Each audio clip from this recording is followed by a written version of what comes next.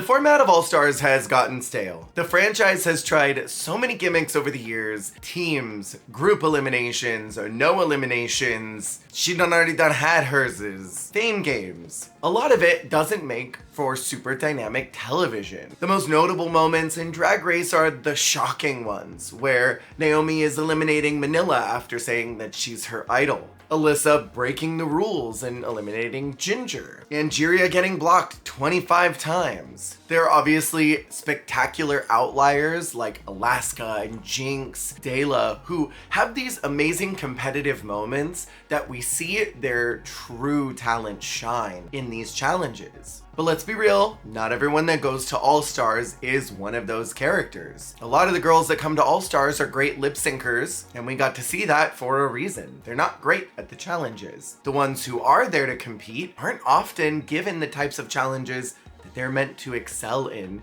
because they weren't on the mood board to go to the finale. And there's a lot of reasons why we can dissect why the format is just kind of stale for All Stars. That might be a different video, but a lot of it comes down to restraint. These queens are afraid to come in and be naturally themselves and be charismatic because they don't want to be online hate crimed by psychotic keyboard warriors who have never done drag and think they should tell a drag queen how to present themselves on TV. And Drag Race is a reality TV show before it is a competition show, so the camera and the edit are going to grasp onto personalities and storylines before it grasps at people who are just doing good. And the girls can either come in and be restrained and be afraid and pull back, or you could be Mistress Isabel Brooks and create these insane gaggy TV moments that shock not only us as the audience, but also the fellow contestants in the room. Trash TV like Drag Race requires a villain agitator character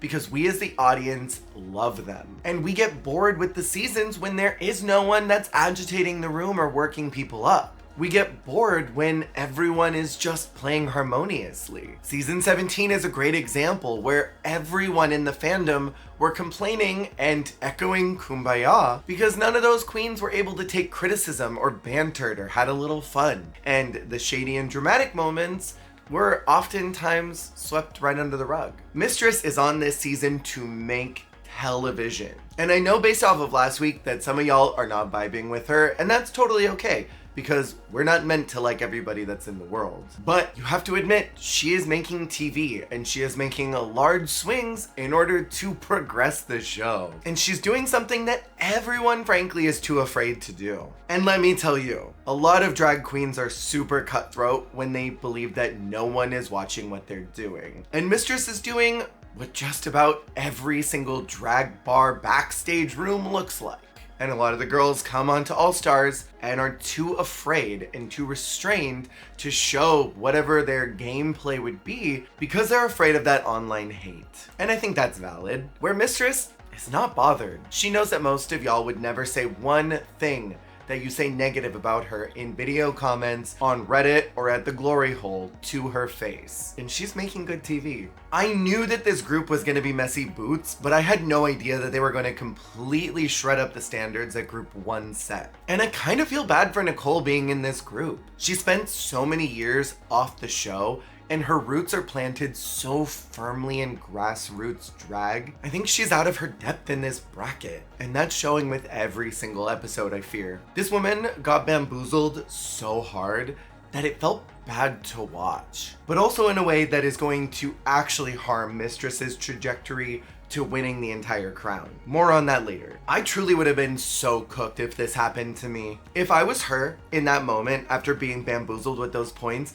I would have been standing up, screaming at the people behind the camera, yelling for producers to show up, demanding a reshoot so that I could give my point to Carrie, or I would have literally crashed out to the point where I would have threatened to walk out. I would have caused such a scene. And that's because I'm a competitive person, but also I hate injustice. And it's not even that she got swindled by Mistress, who she thought she had made a connection with, but also by Georges, who I think nobody in the room was expecting to pull that type of shenanigans. And it makes me worry that no good karma is going to come back to Nicole for this. This is like a Nicole and Raven situation again. Tatiana saying, Nicole thought she had made a genuine friendship in Raven, and here Raven was, saying all this stuff behind her back. And now here's Nicole thinking that she made some type of connection with Mistress while also kind of keeping her at arm's length, and then realizing that she got bamboozled once again. And I don't just feel bad for Nicole, I feel bad for Carrie as well. That poor diva got so undercut. However, I do think that some good karma is going to come back to Carrie.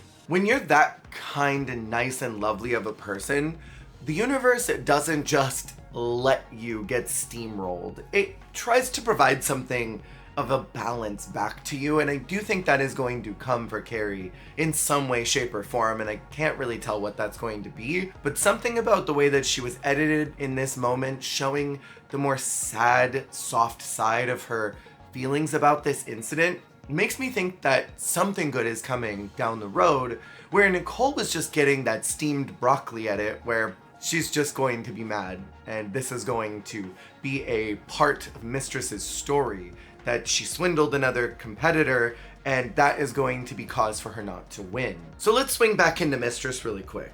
In the whole of mainline Drag Race, and I'm talking regular series as well as All Stars, how many winners of the show would you categorize as a villain? Or as I typically call them, the agitator in the room. For clarity, the agitator is someone who gets the room activated by poking the bear, so to speak, picking on someone, or making someone feel insecure so that they look better. See really classic examples: Jeremy, Roxy, Courtney to some extent. I think of the mainline seasons, Bianca is what may be closest to the agitator, because she was always sort of butting heads with Trinity. But at the end of the day, it wasn't to agitate the room, it was to assert this firm mother of the hen house type role that she was falling into. And her role goes from this quasi-agitator to someone who is a role model in the workroom, someone to look towards as a workhorse that is doing the damn thing that they all kind of want to be following, take on that example, right? And if any one of y'all say Anya because of Trimgate, that's f***ing crazy, because that was not meant to be an agitator. And in the All-Stars universe, none of them were villains, because Drag Race likes to have this story, drag is for everyone,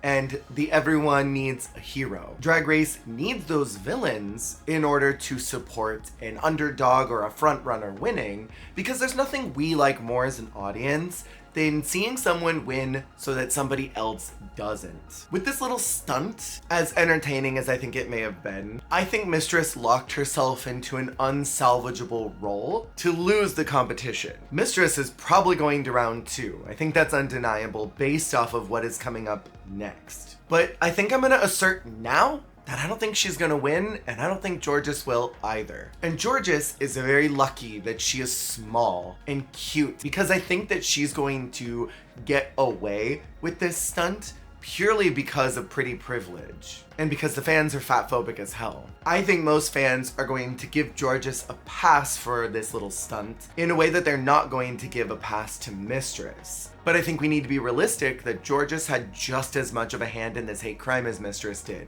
And we're just a few days away from Pride Month of all times. The absolute phobia of them doing this to From Atlanta, Georgia, and to a trans woman one day before Pride. Speaking more on Nicole, I found her little tiff with Mistress about the last name being a pass-around party bottom and you don't want to do that with your last name absolutely fascinating. For someone like Nicole, whose background is immersed in reputation, where who you are in your community, who you're related to, and what you do with your name really matters and impacts your reputation. A name to someone like Nicole is currency. That name comes with a long legacy. And in the drag sphere, at least in most places around the world, that name carries weight anywhere you go. People will give you an opportunity because your last name is somebody else's, and they think that maybe you're somebody like them, or maybe you've got the chops that they have.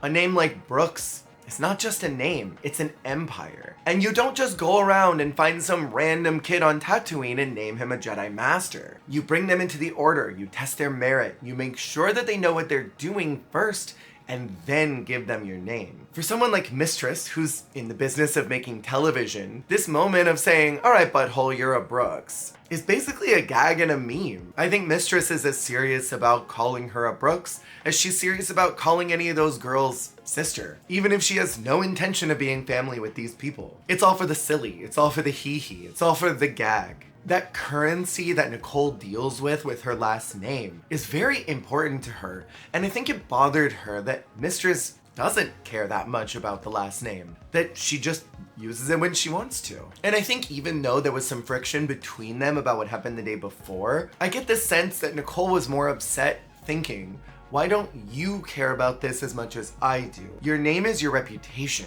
You are representing more than just you. Why don't you care about that? And from a viewer perspective, I understand. As someone who has done drag, I understand where Nicole is coming from. Before we get into the main challenge, I want to talk about Carrie's workroom look because it was so J-Idol coded and I was obsessed with it. That puff sleeve corseted shirt with that structured plaid skirt was so delicious. Her personal style is something that I would gravitate towards if I was a woman. And I just loved it. It was juicy. So a couple of weeks ago when we had the basketball girl challenge and they had to do that song, one of the girls revealed in a viewing party that they had recorded that days before that episode even started. They had written all their lines and done everything before they even walked in the room for that challenge. I'm guessing that this was no different. They recorded probably all of these days before. And for those of you who were plugged into that Nicole 70-person live Instagram story where she spilled all this tea and broke NDA by sharing all of the tea about what happened to Maddie and how they had to get the iPads to watch all of the clips about Lydia so that they could read each other, I imagine that's what this was for. They had to watch those clips so that they knew what to say about Lydia while they were recording the verses before they even met the bitch. So I felt kind of bad for some of these girls because they very likely already recorded their lines days before, and any storyline that happened between the last 2 or 3 days of filming wouldn't really be able to be incorporated into this song because they hadn't had those moments yet. On the runway, Rue was giving yassified Fred Flintstone, and I just love when Rue comes out in these asymmetrical garments. I think Rue pulls off asymmetry in a way that a lot of drag queens cannot, and it's very appealing to my eyes. Last week, she struggled with that garment, and this week she looked pleasantly comfortable. Chapel doing the Tina Burner Snatch Game thing was insane, but hilariously on topic considering that Tina was here. And this main challenge was a Rappin Roast, which I complained about last week, and I'm still not very inspired by this challenge, I'm gonna be real. The musical track was this weird remnant of Red You Wrote You. What was that? And I hated, with a capital H, the TTS voice and the whispery ASMR. It's Rappin Roast. It was like a weird understimulating but also overstimulating moment that it came off like a YouTube poop. Like, it did not seem like the typical songwriting that we get from the musical brilliance that is Leland. Anyways, I think this challenge was booger boots nasty. Not because of what the girls did, but because of how it was constructed. And I think it would have greatly benefited from just being a rap challenge, a get to know you or re-solidify who you are rap challenge, or a roast challenge. However, knowing that Mistress is a diss track queen, I think they had to incorporate this kind of challenge in one way or another to secure that she was going to the next round.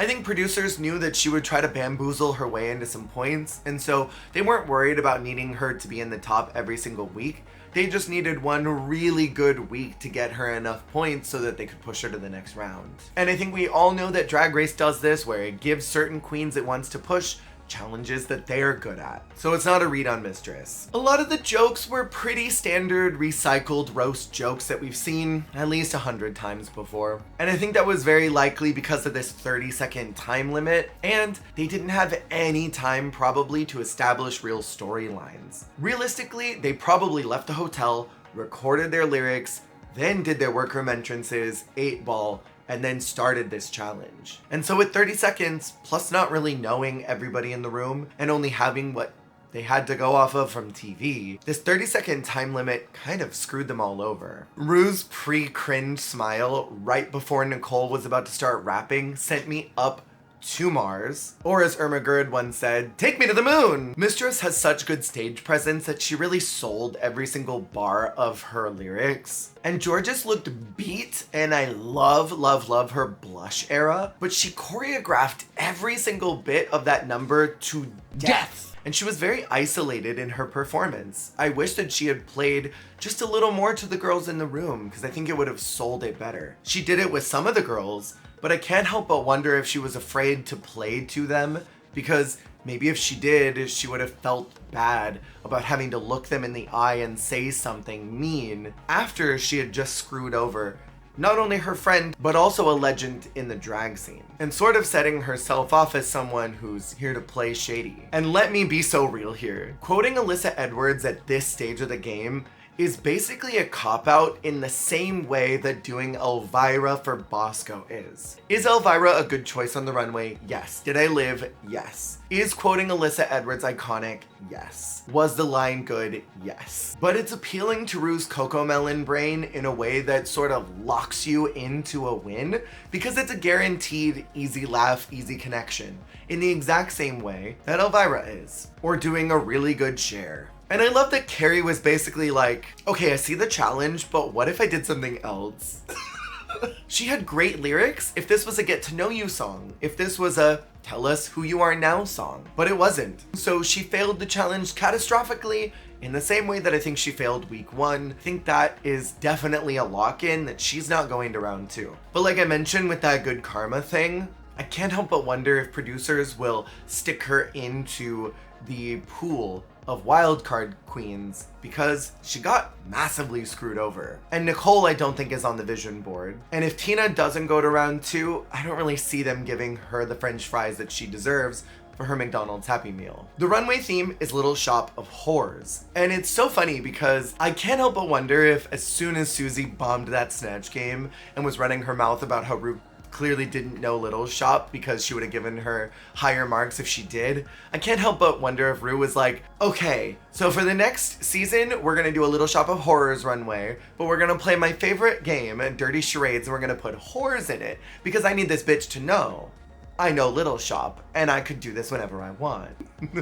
So as always, I'm going to rank them from my favorite to my least favorite. And remember that fashion is subjective and we're all going to respond to it differently. But also, y'all gotta stop 10 seconds skipping through these just to see where people land and start listening. Because I thoroughly explain why I put people where I do every single week, and without missing beats. There's always a comment saying, I don't understand why so-and-so is here over this one. I know the people who comment that are not listening. So the prompt being Little Shop of Horrors, is the rubric more on how did you present your Little Shop character, what your man-eating plant would be? Or is it more on the whore side, your Little Shop plant, but what if the theme was sluts? Either way, I don't know if there were a lot of hoary looks to me, and I think honestly, this prompt would have been better with group 1, especially with queens like Bosco being in the room, girls like Olivia there who is a musical girly. So our first out is Tinta Burnter. I loved this flower look and I enjoyed her story about it. It made me really emotional to hear how much her mom means to her and how she's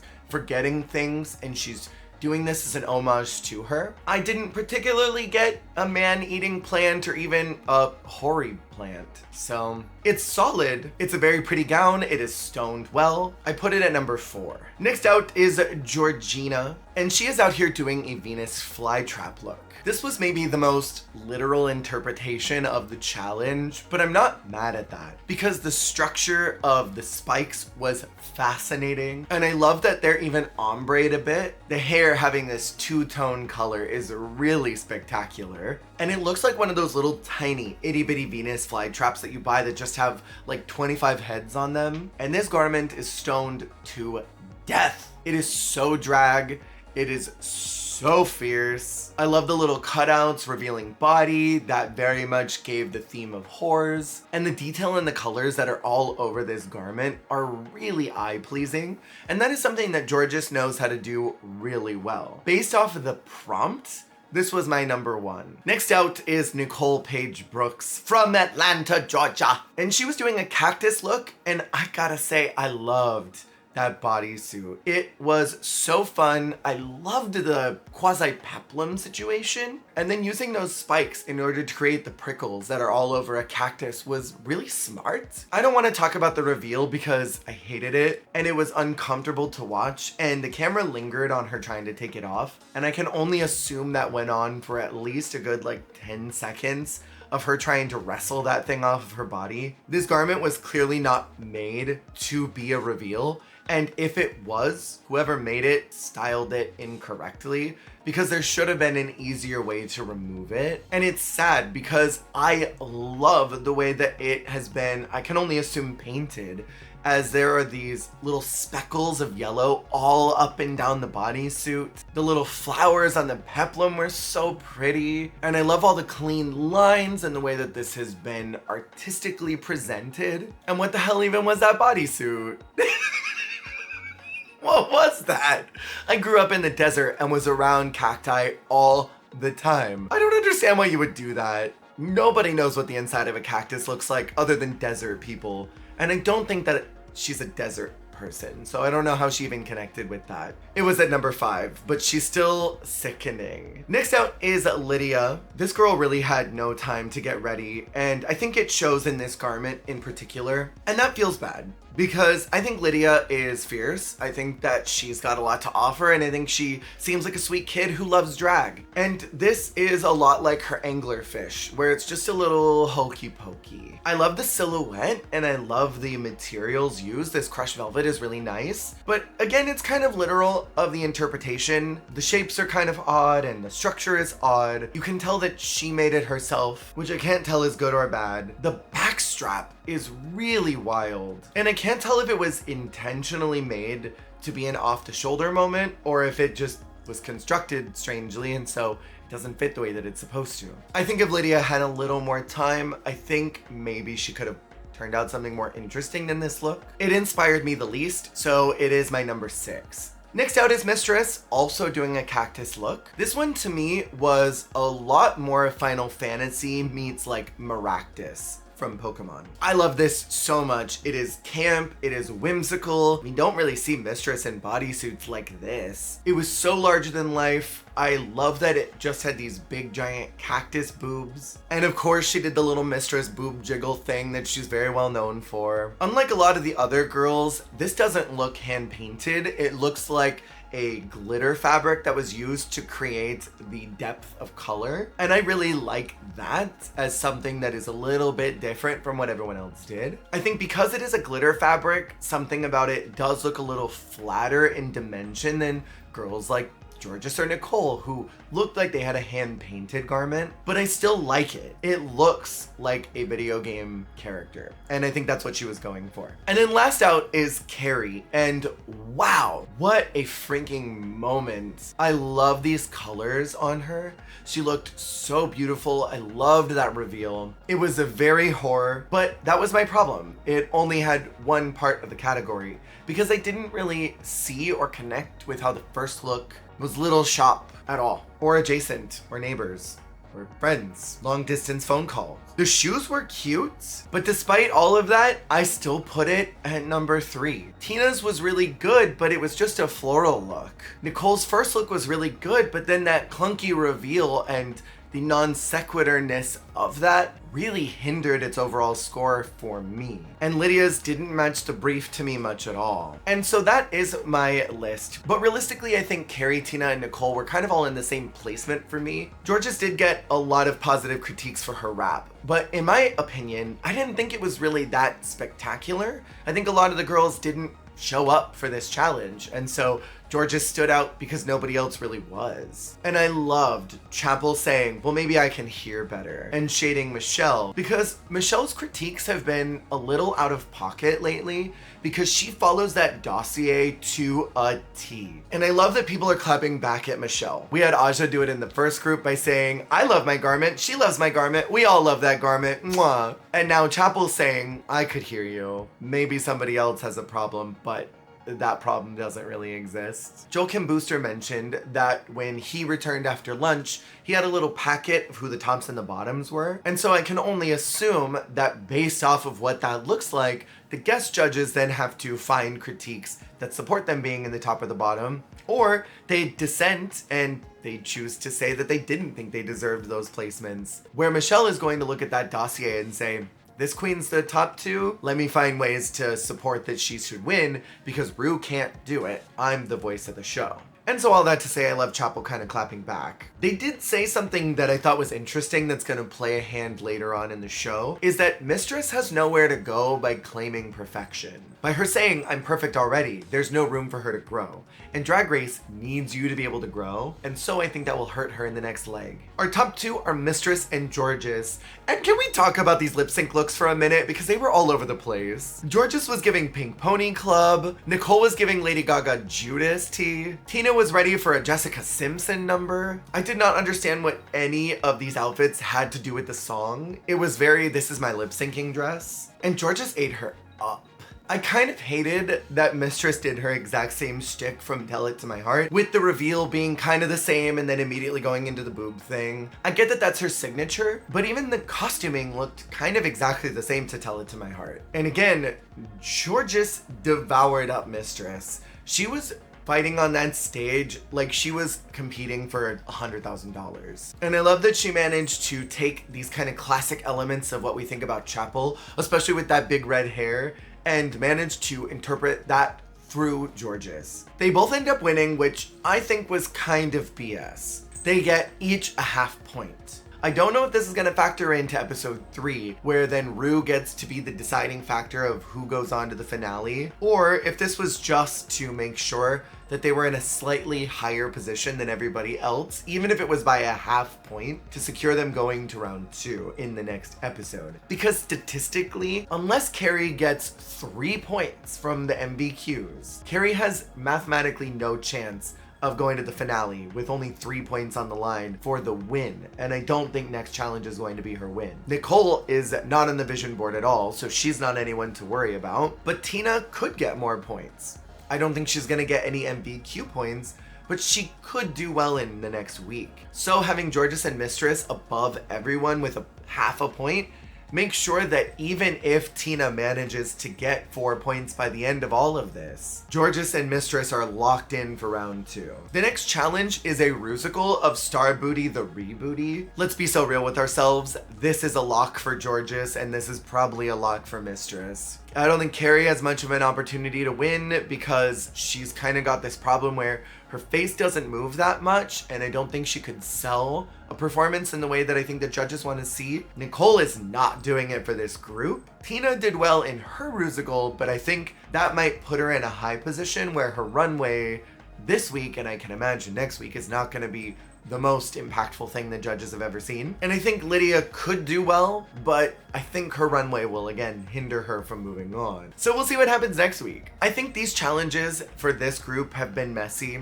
I think the writing has been on the walls for what they're doing. And overall, I miss Group 1. I miss Bosco. I miss Aja. What did y'all think about this episode? Let me know in the comments below. Make sure to subscribe if you haven't already. And I will see y'all next week for another one. See you on the flip.